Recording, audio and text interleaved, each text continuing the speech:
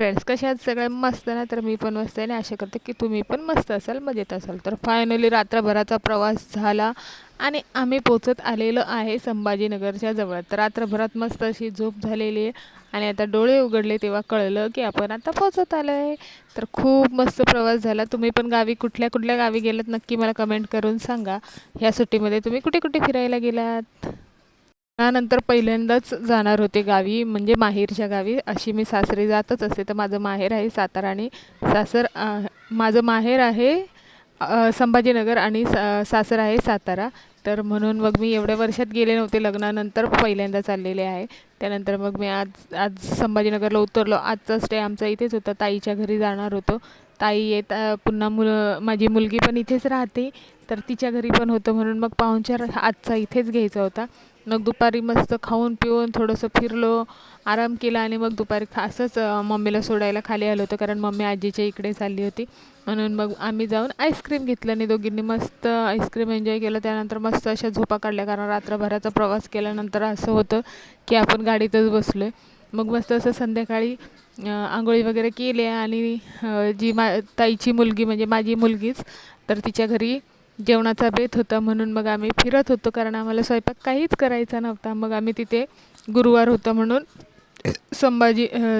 समर्थांच्या मठामध्ये गेलो. तिथे स्वामी समर्थांचा मठ होता, तर मठामध्ये आरतीसाठी गेलो होतो.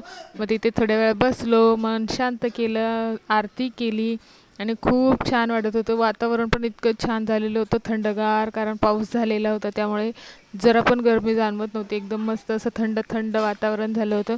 त्यातल्या त्यात एवढ्या वर्षानंतर आपल्या सगळ्यांमध्ये आल्यानंतर कसं वाटतं. तर हे आहे ताईचं घर.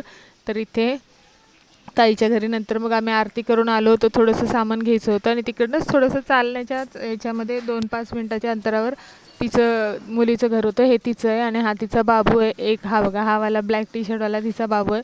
ती स्वयंपाक करत होती. मग म्हणून थोडंसं विचार केला, गार्डनमध्ये मस्त अशी हवा लागलेली होती, चालू झालेली होती, हवा येत होती, म्हणून मस्त असं बसलो. बाकीचे सगळे वर होते आणि मी इथे छान असं हे वातावरण एन्जॉय करत होते.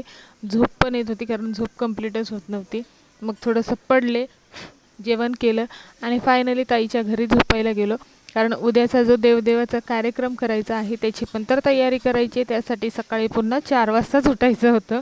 तर म्हणून मग मस्त अशी जाऊन आहे ना, जेवण वगैरे झालं आणि मग आम्ही निघालो ताईच्या घरी झोपायला, कारण इकडे जेंट्स जे होते ते सगळे इकडे झोपले होतो आणि आम्ही लेडीज ताईच्या घरी झोपणार होतो.